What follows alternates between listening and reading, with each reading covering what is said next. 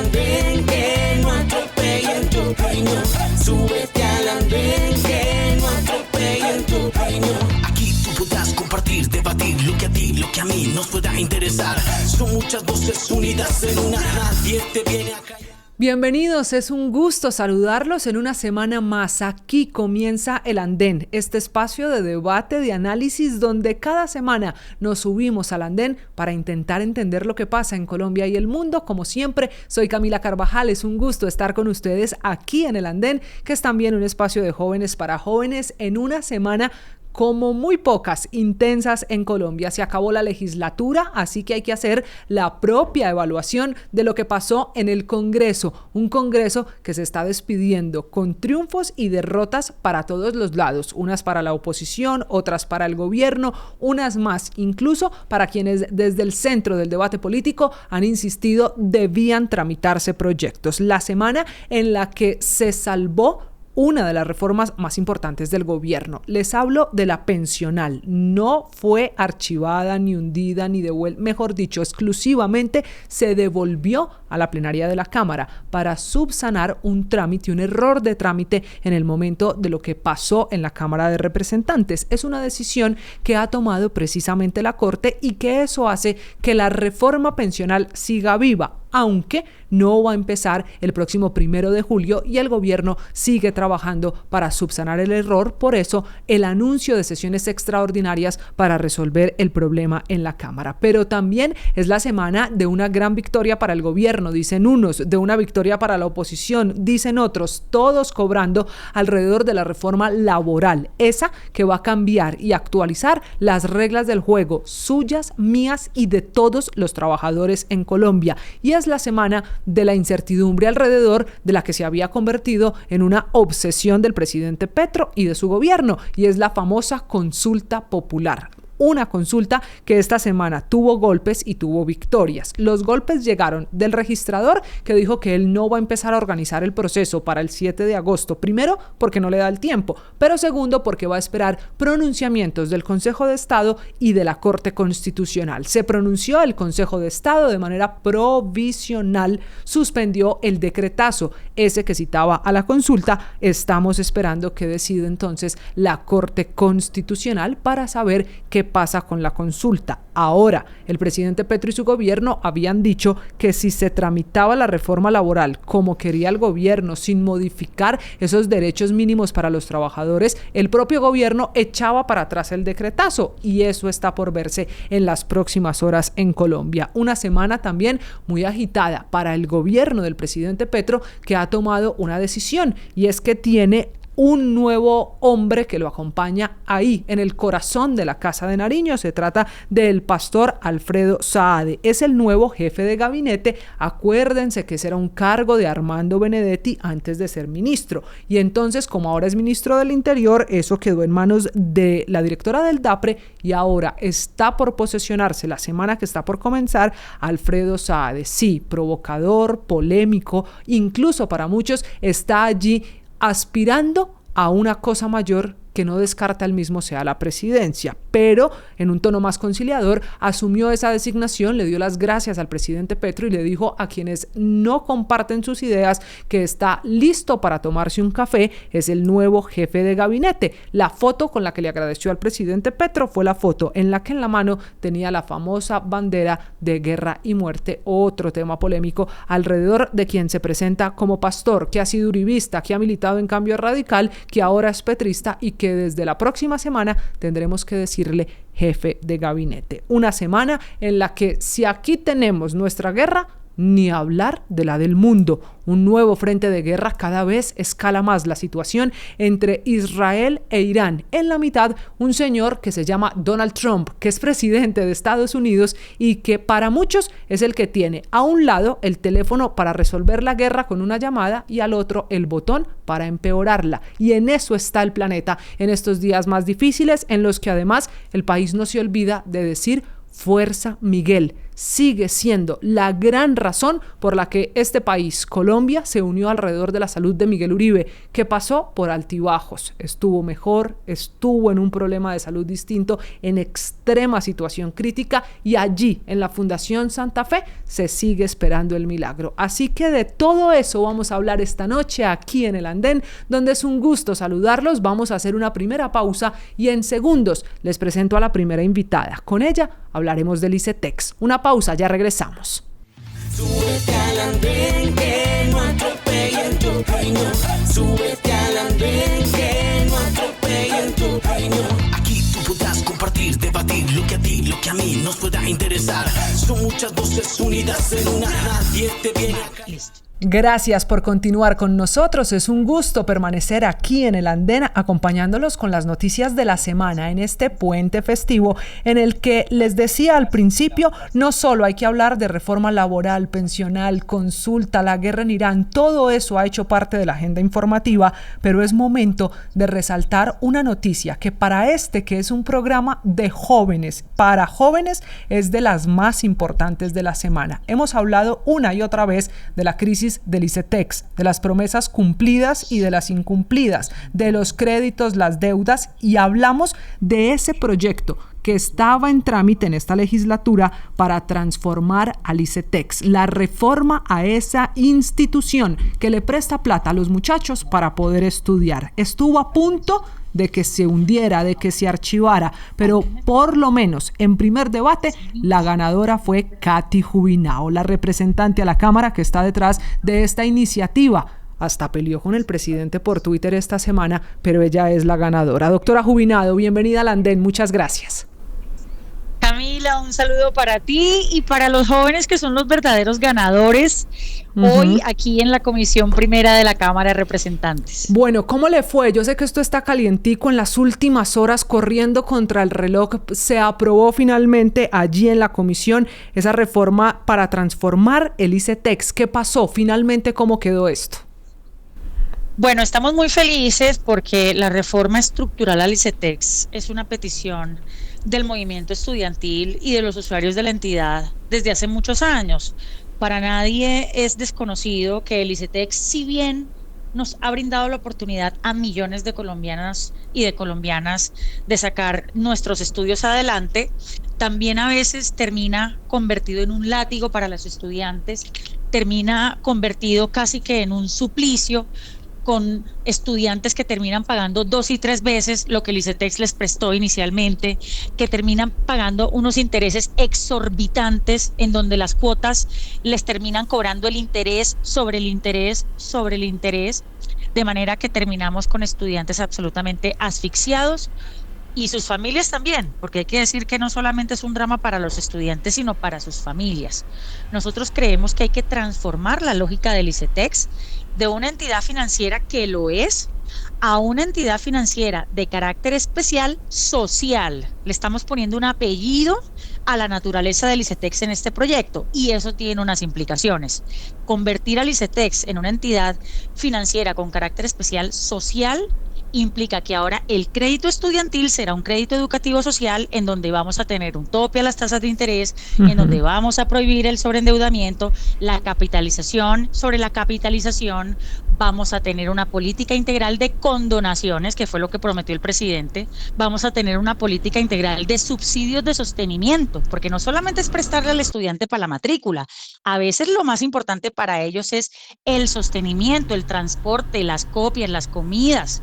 Y vamos a establecer toda una política de información transparente, rendición de cuentas y salud mental. Entonces es un proyecto muy bonito, construido con las universidades, con los estudiantes, con los profesores, con los usuarios, con los expertos.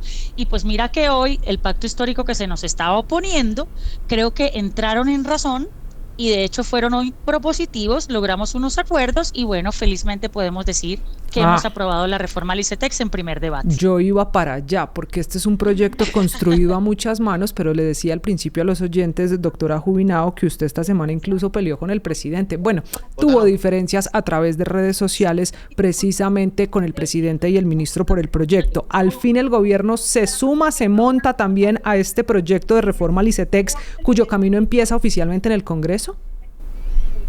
Bueno, pues el gobierno no se ha sumado formalmente todavía.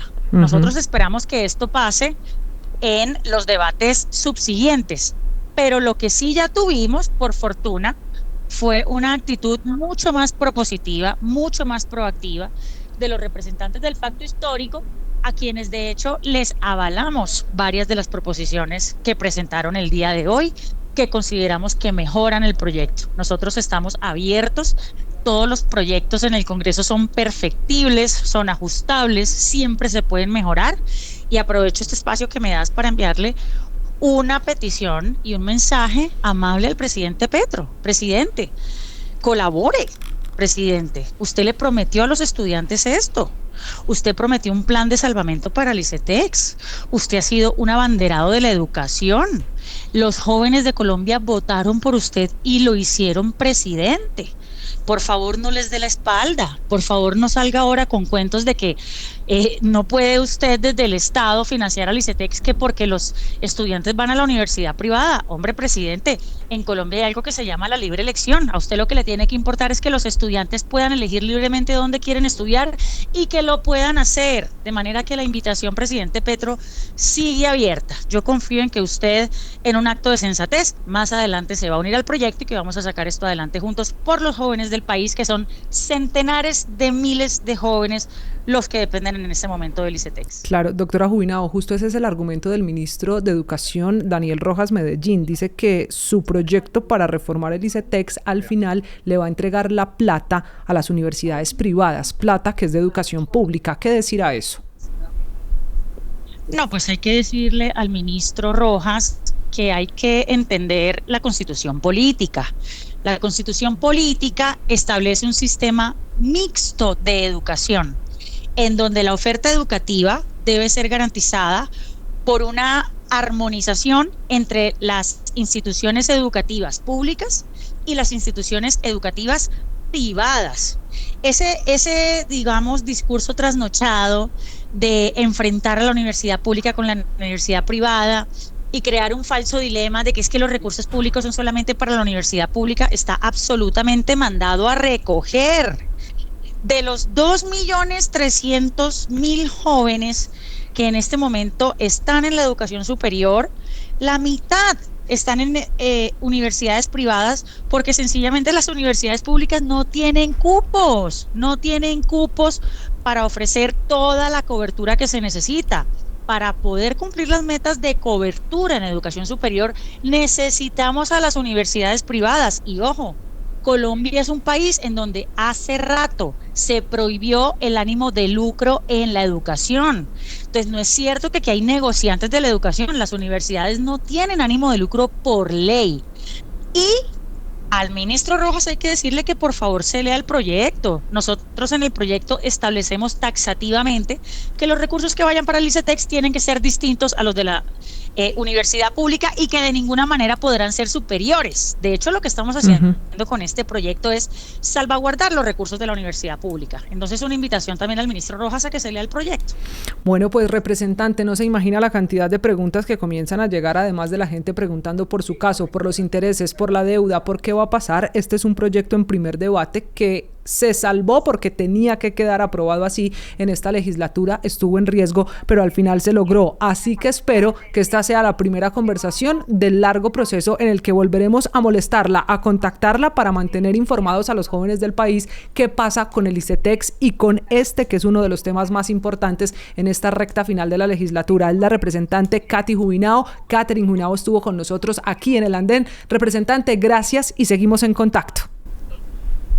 Saludos a todos los jóvenes que escuchan el Andén y a movilizarse para que el proyecto de reforma al ICETEX salga adelante. Que fue además una de las promesas del presidente en campaña. Una pausa, regresamos. Esto es el Andén.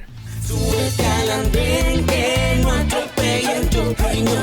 Súbete al andén, que no atropellen tu opinión.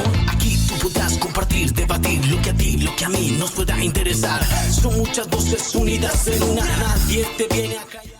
Continuamos en el Andén en esta muy intensa semana. Llegó el momento del debate de hoy. Les voy a presentar a nuestros panelistas, esas caras del Andén que ustedes ya conocen y que se suben para ayudarnos a entender lo que pasó en Colombia. Vamos a hablar del Congreso, de las movidas del Congreso esta semana, pero sobre todo de quién ganó y quién perdió, porque se mezclaron muchos temas. La reforma pensional, les decía al principio, fue devuelta a la plenaria de la Cámara. La reforma laboral se aprobó, se concilió como todo estaba planeado, pero se hundió, se negó la consulta 2.0, una consulta popular que ha promovido el presidente Petro por la reforma laboral. Si ya hay reforma, ¿para qué consulta? Dicho eso, que hay reforma, ¿quién ganó? ¿Ganó el gobierno con sus mínimos y la columna vertebral de esa reforma? ¿Ganó la oposición que quería cambios en ese texto de reforma laboral? ¿Quién ganó esta semana en la muy movida política colombiana? Entonces arranquemos, porque esta será la situación que vamos a analizar esta noche con nuestros panelistas. Arranco con Dana Vargas, que es abogada, que es cara ya conocida del Andén. Dana, buenas noches. Buenas noches, Camila, para ti, cada una de las personas que nos ven y nos escuchan, a mis compañeros de panel. Muy contenta de volver a estar acá en este maravilloso programa de debate y de actualidad. Usted, que está muy metida en el corazón de la reforma laboral, así que arranco con usted en segundos. También saludamos a Sergio Mosquera, es abogado, a quien recuperamos esta noche en el Andén. Hola, Sergio. Hola Camila, hola Dana, hola Alejandra, muchas gracias por la invitación, un placer siempre estar aquí compartiendo un poco. Y desde Cali, esta noche es un placer para nosotros tener además opiniones desde las regiones, cosa que nos alegra en el Andén. Les presento a Alejandra Cifuentes, es activista política, está aquí con nosotros. Espero no sea la primera ni la única, que aquí comiencen varias opiniones en este programa juvenil y de opinión. Alejandra, bienvenida, buenas noches. Buenas noches, Camila, al Andén, a toda la audiencia, a los seguidores, a Sergio, a Dana, pues muy contenta de estar aquí por primera vez y, como dices, que no sea la primera ni la última vez. Sí, señora. Dana, arranco con usted. Finalmente, el Senado, la plenaria del Senado de Colombia, aprobó en cuarto y último debate la reforma laboral, que en la práctica significa hay reforma, que era una de esas condiciones, de unos mínimos de las banderas del presidente Gustavo Petro. ¿Eso qué significa? ¿Ganó el gobierno? ¿Ganó la oposición?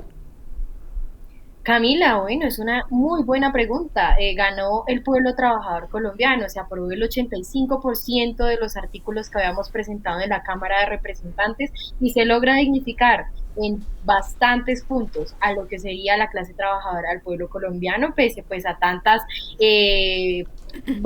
altibajos que hubo, y pues digamos que el texto final que se presentó en la Cámara de Representantes, pese a que se revivió en comisión cuarta con la intención de hacerlo un poco regresivo, logramos pues mediante los diálogos y demás que estuviese en el 85% y que mañana el texto entra a la conciliación final. Claro, dicho eso, Alejandra, en el Congreso de la República hay dos maneras de ver esta aprobación. Como explica Dana, al final sí se aprobaron, por ejemplo, el pago de los recargos nocturnos, de domingos y festivos, de licencias para trabajadores colombianos, para mujeres con endometriosis, para quienes tienen que ir al colegio por algún requerimiento de sus hijos, que todo eso hace parte, pues sin duda, de los derechos de los trabajadores. Sin embargo, otros dicen que eso se aprobó fue por un chantaje del gobierno que al mismo tiempo radicó una consulta popular para presionar que se aprobara. ¿Cuál es su opinión? Bueno, Camila, audiencia y a Dana, pues yo considero que el gobierno nacional, pues con su narrativa quiso imponer una consulta popular y de esta manera transmitir de una forma, se le podría decir como chantaje al Congreso, de manera de que esta reforma fuera aprobada. Lo más preocupante que en este caso, no, digamos, difiero con lo que dice Dana, porque creo que aquí no gana el pueblo trabajador, porque aquí las indulgencias se las están llevando son los sindicatos. Más allá de eso, si pensáramos en el pueblo trabajador, pensaríamos en esa población informal que hoy son más de 13 millones de colombianos.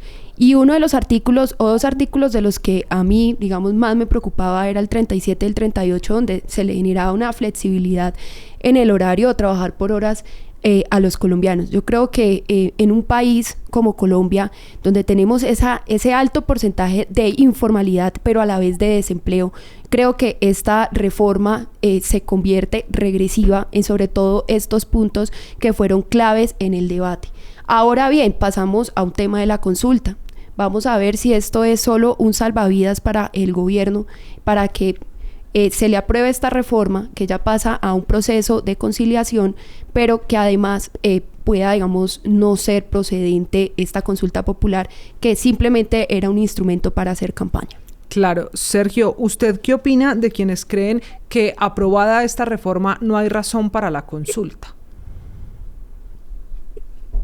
Bueno, yo primero que todo quiero reconocer que, tal y como Alejandra lo menciona, la consulta sí pudo haber sido una moneda de cambio que utilizó el gobierno para forzar a que algunas de sus disposiciones se materializaran efectivamente como ley.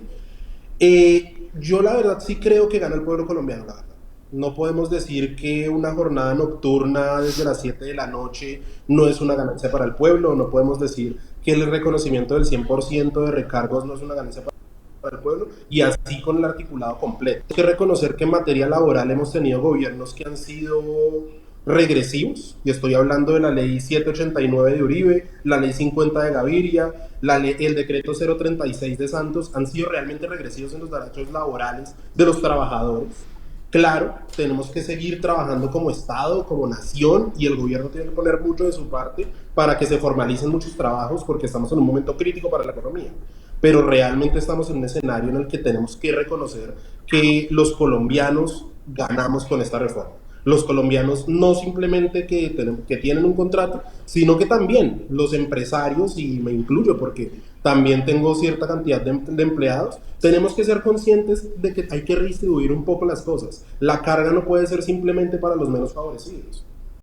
Claro, usted dice hace un momento, Sergio, que además este es un momento con una economía bien difícil, una economía que está en problemas, que lo ha reconocido el propio gobierno. Dicho eso, ¿dónde quedan los empresarios con el texto aprobado en Senado? Bueno, naturalmente, y es de reconocerse, que tener que reconocer una jornada nocturna desde las 7, por ejemplo, va a ser una carga. Hay que reconocer también que el recargo del 100% dominical y festivos es una carga para los empresarios. Pero no, esto no se va a solucionar, no, de la manera básica como, por ejemplo, muchas de las narrativas en contra de la reforma lo estaban haciendo en su momento, como simplemente van a despedir a la población. No, uno como empresario no simplemente piensa en voy a despedir para poder nivelar nuevamente. Uno piensa en otras alternativas. Naturalmente, vienen subidas de precios en algunos productos, vienen reajustes de horarios laborales, vienen optimizaciones de producción, y esos son los escenarios en los que tenemos que posicionarnos. No debemos verlo simplemente como la oportunidad bueno, ni siquiera la oportunidad, sino como el mito de la oportunidad de que el empresariado va a empezar a despedir a la población en este momento. Bueno, yo sí quisiera como realizar un contexto, Camila, si me lo permites, Señora. y es, bueno, yo creo que pues sí estoy un poco no en favor de lo que narró Alejandra, teniendo en cuenta que democráticamente la representante o los representantes del pueblo trabajador son los sindicatos. Y claramente, pues es el sindicalismo quien también ha estado 2 años de manera tripartita, contribuyendo incluso pues en la creación del texto de la reforma laboral, y donde se citaron a más de 50 mesas técnicas con la ANDI, con la Asociación de Empleadores y demás para la construcción del mismo. Claro, si nosotros vamos a ver la avanzada del debate en Cámara, cuando presentamos un texto teníamos uno, en Cámara de Representantes teníamos otro, pues porque a raíz de varios acuerdos, incluso sacrificamos todo el articulado de derecho a asociación sindical, se eliminó completamente de la reforma laboral, para que lográramos hacer consensos. Hicimos los consensos y en Cámara de Representantes se expidió un texto. Y por ejemplo, con el tema de la endometriosis, cuando el texto terminó en Cámara de Representantes era mucho más amplio porque hablaba de las menstruaciones incapacitantes, que esto incluye no solo la endometriosis, sino la dismenorrea, amenorrea, ovario poliquístico, y fue allí donde dijimos no, hay que prestarle también atención a la menstruación en el entorno laboral. Ahorita, también como se revivió el debate en Comisión Cuarta del Senado, se limitó a la endometriosis, y esto lo limitó la senadora Angélica Lozano. Y claramente, si nosotros miramos pues el tema empresarial, no se trata si van a tener una carga, sino también cuando se crea una empresa, y esto lo dice la Constitución Política de Colombia, artículo 333, hay una responsabilidad social. Entonces yo digo una cosa, si tú vas a crear empresa y no vas a pagar bien, entonces ¿por qué creas empresa? Yo creo que lo primero para crear empresa es entender que la empresa subsiste de la fuerza trabajadora y que debo remunerarla bien, y que obviamente un trabajador que va a laborar un festivo o a laborar una hora extra, pues es vida que está colocando a tu empresa, y que por ende pues lo mínimo que debes hacer es remunerarla bien, creería yo. Bueno, yo quiero hacer aquí una acotación y agregar algo que en lo cual sigo discrepando con lo que dice Dana. Estamos en un país donde el 95% de las empresas son pequeñas y medianas, ¿cierto? En ese momento no sé si esta reforma fue pensada para este sector que hoy está golpeado. Segundo, este ha sido un gobierno en donde más de 270,000 empresas han cerrado. Entonces yo creo que antes de uno pensar en la reforma, también tenemos que pensar primero en cuáles son esos costos laborales que vamos a tener que asumir, o que tienen que asumir esos pequeños y medianos empresarios, donde tú lo estás diciendo. O sea, ¿cuánto es el costo para crear empresa en este país? Lo segundo, los 13 millones de informales que hoy tenemos en Colombia, todo lo que es las plataformas digitales, todo lo que se genera a través de estas plataformas, el empleo que eso desencadena. Entonces creo que ahí hay unos puntos que hay que determinar, que son muy puntuales, porque sí sigo creyendo que esta reforma desincentiva sobre todo la inversión y la flexibilización en el mercado y en el mercado laboral. Entonces creo que limita un poco las condiciones en el momento de contrato, porque, a ver, yo creo que estas son políticas garantistas y todos queremos mejores condiciones laborales. Yo no estoy diciendo que no, y nadie se va a poner en contra de que queramos mejores condiciones laborales, pero también hay que entender el contexto en el que nos encontramos en este momento, no solamente en materia laboral, sino también en materia económica, donde tenemos en este momento estamos, digamos, en una parte regresiva de la economía, en 0.36%, en donde no estamos creciendo en absolutamente nada, donde el empleo formal está estancado. Entonces empecemos por revisar que esos puntos en este momento le preocupan muchísimo a los pequeños y a los medianos, que no saben en este momento qué va a pasar. Yo los invito a que volvamos a la política. Enseguida hablamos de cómo quedó el proceso de la reforma laboral, aunque al momento de grabar este programa pues faltan detalles de la conciliación. Sin embargo, Sergio, Dana mencionó en su intervención anterior 3 veces una palabra que es muy importante para ver el lado político de esta historia esta semana, y es la palabra consenso. Se aprobó la reforma laboral en la plenaria del Senado porque el gobierno y la oposición llegaron a un consenso, o por la amenaza de una consulta popular. Yo diría que ninguna de las dos, porque en realidad si lo analizamos en Cámara, naturalmente el gobierno tenía una fuerza mucho más marcada y eso determinó el articulado que se aprobó en Cámara de una manera. Uh-huh. En Senado la oposición tiene un articulado que no difiere por completo, pero sí difiere por lo menos en los porcentajes. Esto, digamos, nos demuestra que si bien no llegamos a un consenso, sino que cada una de las inclinaciones políticas se tomó una de las cámaras y desde ahí decidió, y de hecho yo creo que el consenso se va cerrando en la medida en que la declaración de un senador dijo: por mí que esto se hunda, vamos a hacer lo que digan, vamos a ceñirnos a lo que dijo el Senado. Eso no es la puerta del consenso. El consenso realmente, y lo necesitamos, no simplemente en esto, en todos los proyectos que se vienen, también articulado con lo que el presidente ha presentado, porque por ejemplo, la pensional la acaban de devolver al Congreso, entonces va a tener que el presidente presentar otra consulta para que el Congreso diga: ¿tenemos la voluntad política? Miren, yo creo que aquí hay algo muy importante, y es que tenemos que situarnos, si bien desde la política, en que ganen los colombianos. El gobierno se debe a los colombianos por completo. La oposición se debe a los colombianos, claro, dependiendo de sus intereses, pero se debe a los colombianos. Entonces tenemos que pensarnos en la necesidad de que en cada uno de estos tipos de reformas realmente se tenga en cuenta al ciudadano. No podemos seguir con adeudaciones históricas en materias laborales, pensionales y muchas otras cuestiones que simplemente se están quedando de lado por los egos políticos del momento. No sé si Dana va a decir algo. Tranquila, ya vamos allí con ella, que también la vi levantando la mano, Alejandra, señora. No, yo quiero como también, para que esto sea como más conversado, es aquí, ¿quién gana realmente? Yo creo que puede ser tiempos para la oposición y victorias parciales para el gobierno. ¿En qué sentido y por qué quiero decir esto? Que esa tesis me interesa. Sí. primero el gobierno gana en la narrativa. Entonces, cuando hablamos de que gana la narrativa, eso le demuestra ante la opinión que puede mover esas reformas estructurales. O sea, para usted no es un triunfo real, sino de discurso, si la entiendo bien. Total. Ahora pasa a una etapa conciliatoria. Entonces, esa etapa conciliatoria requiere de un debate técnico, ¿cierto? Un debate técnico en donde van a estar 4 personas o 6 personas, no sé, me imagino que 2 y 2 por parte de 2 de Cámara, 2 de Senado, entonces donde se van a discutir esos puntos claves o álgidos de la reforma, pues que le hace falta, digamos, algunos ajustes. Que ahí está María Fernanda Carrascal Alejandra. Exacto. Y ya confirmó, se va, y fue lo que se radicó incluso terminando esta semana, a coger el texto de Senado. No de Cámara, sino el de Senado. Y se queda con el Senado. Exactamente. Y paradójicamente, lo decía Sergio, pues que siendo el Senado en donde no tenían mayorías, pues ahí fue aprobado. Entonces, pues dando como ese concepto más desde la objetividad, pues creo que la oposición gana en tiempo porque da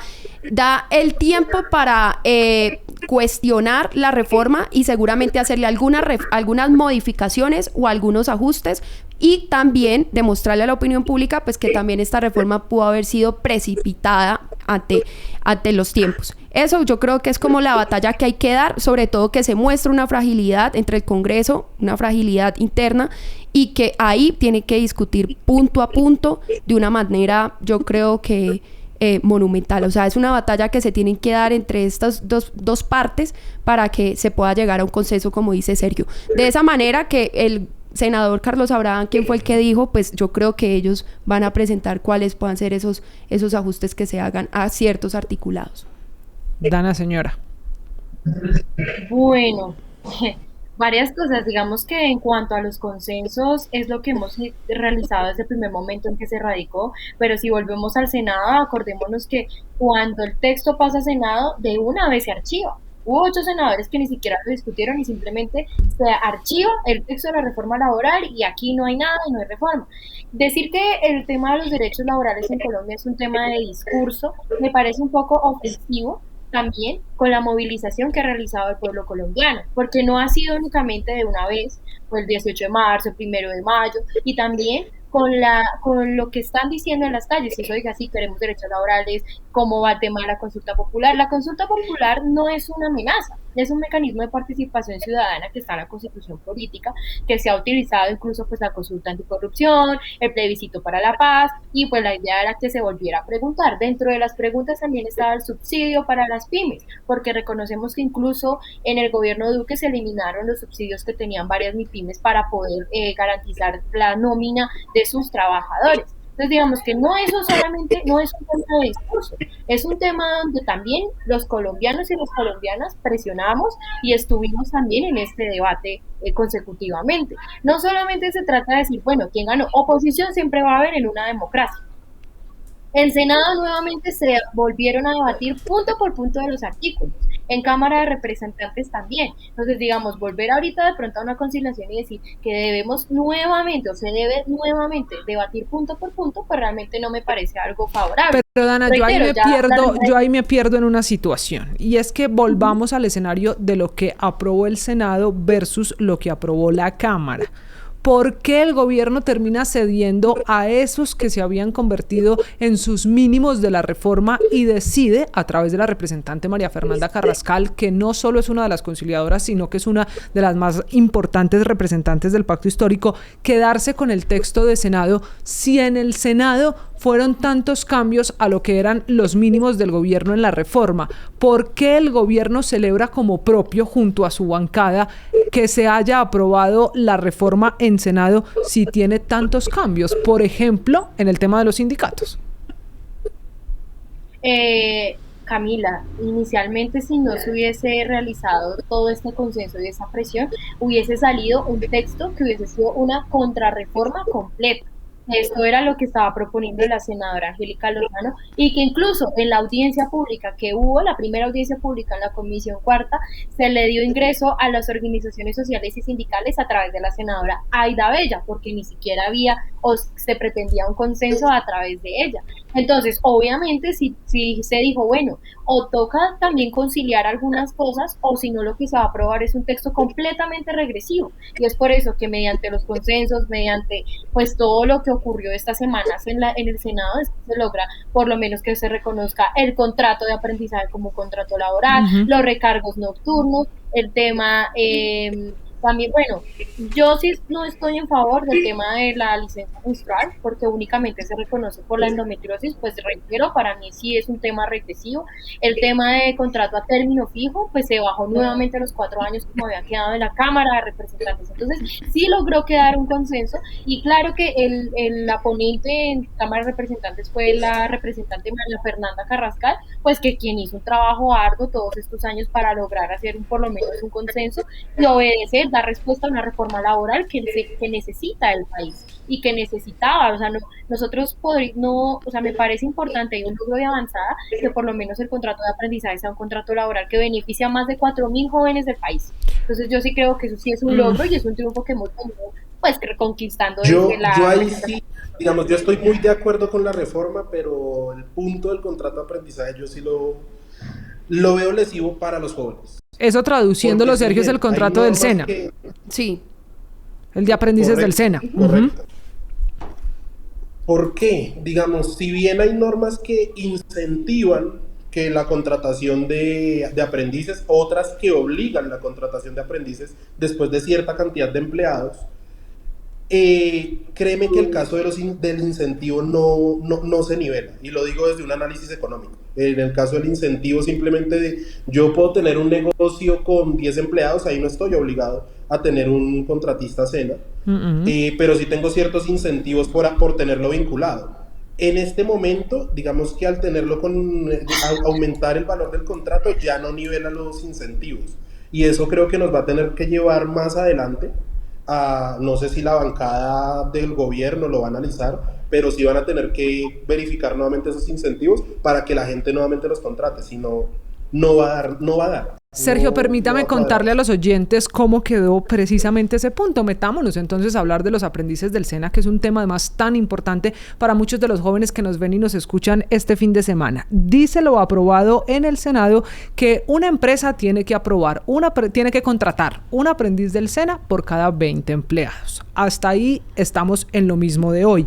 Lo que cambia es cuánto se gana ese aprendiz. Si está en la parte lectiva, se gana el 75% de un salario mínimo, y en la parte práctica, en las empresas, el 100% de un salario mínimo. Ahora, tienen las empresas también la posibilidad de pagar lo que la ley llama una compensación. Otros han dicho que es una especie de multa por no contratar al aprendiz, y es darle al SENA 1.5 salarios mínimos por cada aprendiz que se deje de contratar. Dana, al final un empresario no podría sacar la calculadora y decir, como expone Sergio, que puede llegar a ser más fácil y económicamente más rentable para el empresario pagarle el 1.5 salarios al SENA que contratar al aprendiz.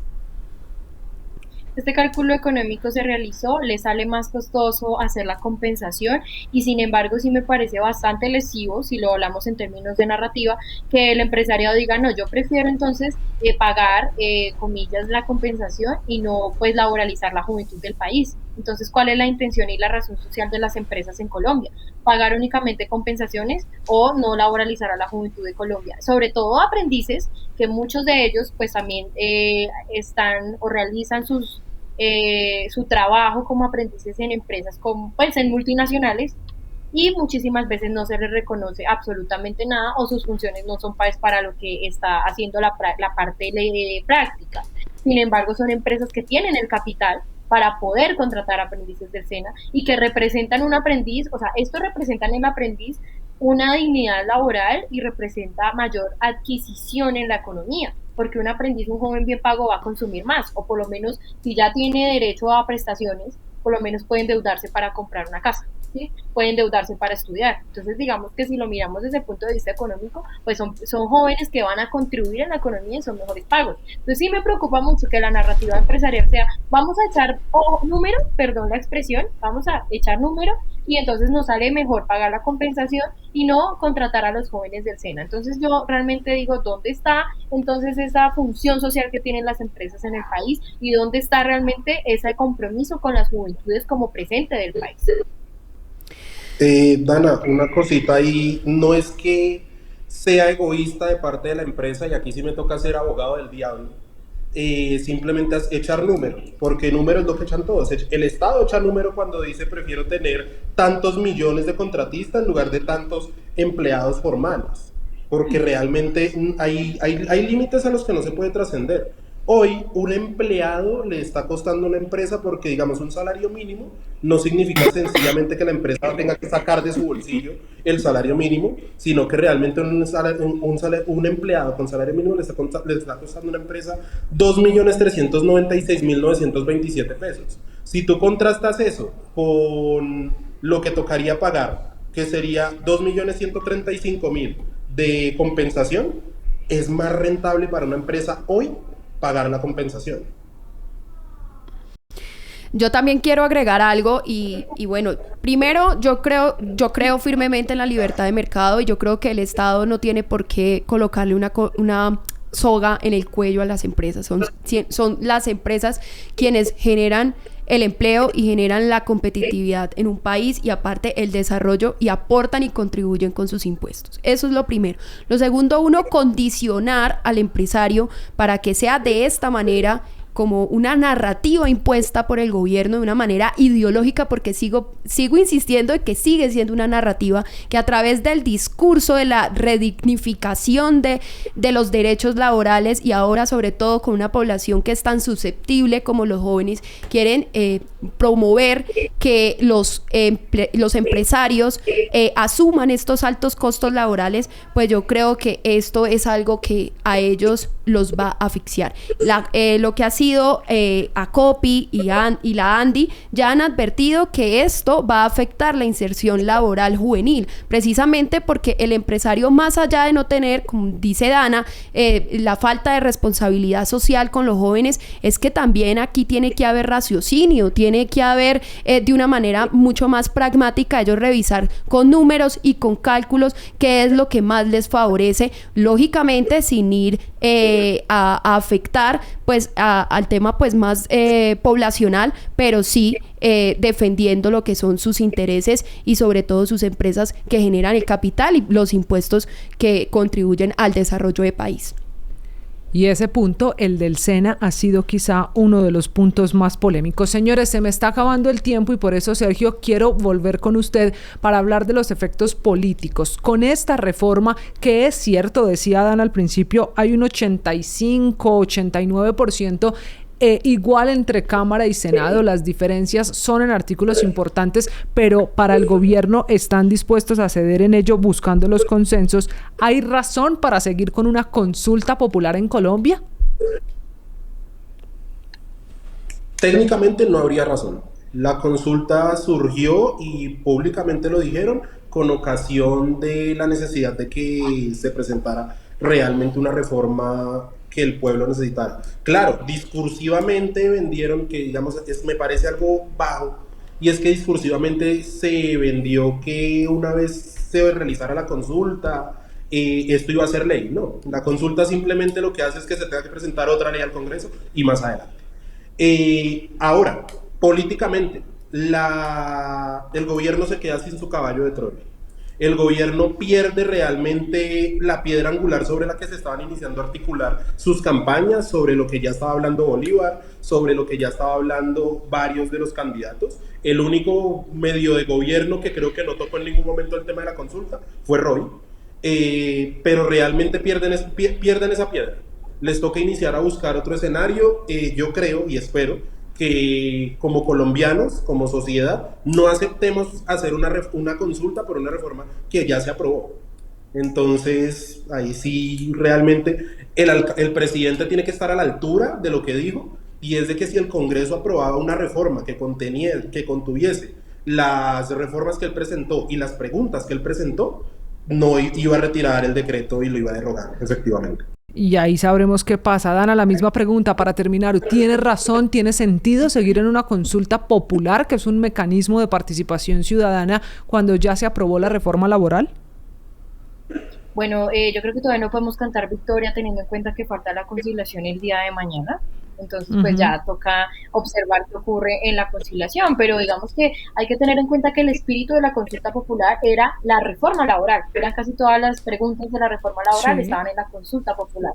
Entonces, digamos que, claro, no se trata de un mecanismo para hacer campaña, era un mecanismo que también era una expresión de ciudadana que permitía decir y mostrar que sí había una fuerza, como se evidenció, en donde básicamente se iba a aprobar. Yo considero que se revivió el debate también porque se demostró que había una fuerza suficiente para aprobar el articulado de la reforma laboral. Claro, la idea es que si se aprueba la reforma laboral, como pues se viene diciendo, como ya lo aceptó la representante María Fernanda Carrascal en Senado y logra pasar una conciliación que termine beneficiando el texto, pues sí, no habría una consulta popular porque es que el objetivo era precisamente dignificar al pueblo trabajador colombiano. Y eso es lo que se va a hacer con la reforma laboral. Y pareciera un asunto netamente trámite, recordando además que esta legislatura, cuyo último día fue el viernes, pues ya fue la última esperanza para ese proyecto, uno de los más importantes del gobierno. Alejandra, la misma pregunta para usted, ¿tiene sentido una consulta? Bueno, yo sigo muy firme en mi opinión sobre que esto básicamente fue un chantaje que se orquestó por parte del gobierno nacional para precisamente pasar esas reformas que hoy están en vía, pero también para hacer campaña, como lo dice Sergio. Primero, pues creo que es un derroche, casi 500.000 millones de pesos en algo que no tiene sentido y que esto es totalmente innecesario. Dos, pues que esto era una afrenta contra la democracia, contra las instituciones, contra la separación de poderes y que el Consejo de Estado ayer nos dio la razón. Entonces, pues no creo que tenga ningún sentido seguir con la...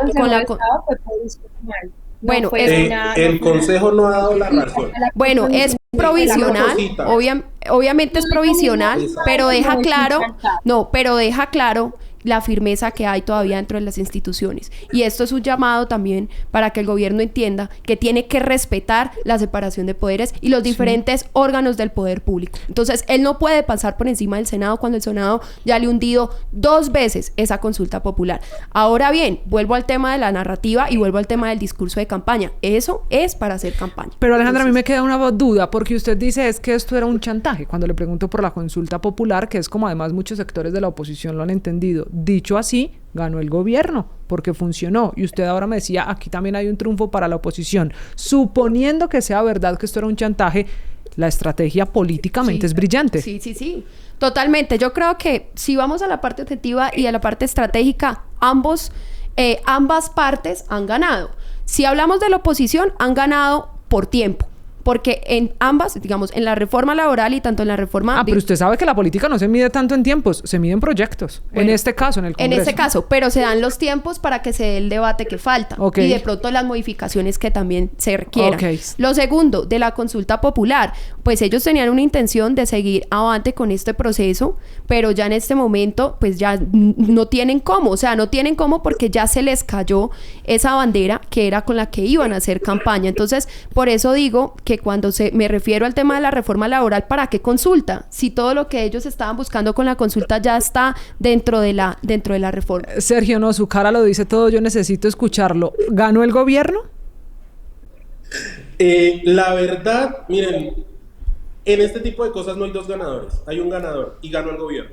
Porque a fin de cuentas, con la estrategia brillante, yo lo digo, de chantajear al Congreso con una consulta, logró que se... O sea, ¿usted también cree que fue un chantaje y que el chantaje funcionó? Dana, se me acabó el tiempo para terminar. ¿Ganó el gobierno?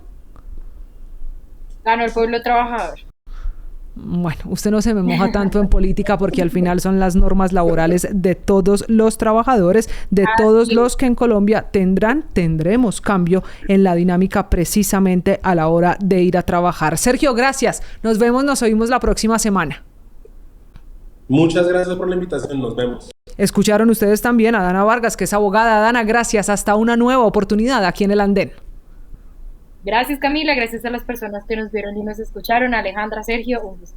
Y finalmente escucharon ustedes este fin de semana en el andén, que es fin de semana de puente festivo y eso no es menor, 2 puentes seguidos. Alejandra Cifuentes, que se suma al equipo de panelistas, activista política. Alejandra, gracias por sus opiniones esta noche.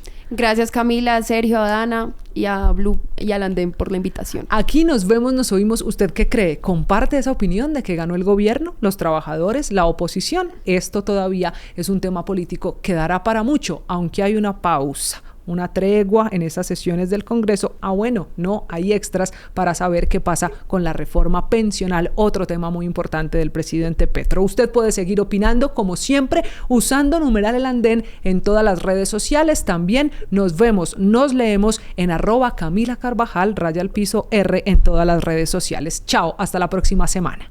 Súbete al andén que no atropellen tu opinión. Súbete al andén que no atropellen tu opinión. Aquí tú podrás compartir, debatir lo que a ti, lo que a mí nos pueda interesar. Son muchas voces unidas en una. Nadie te viene acá.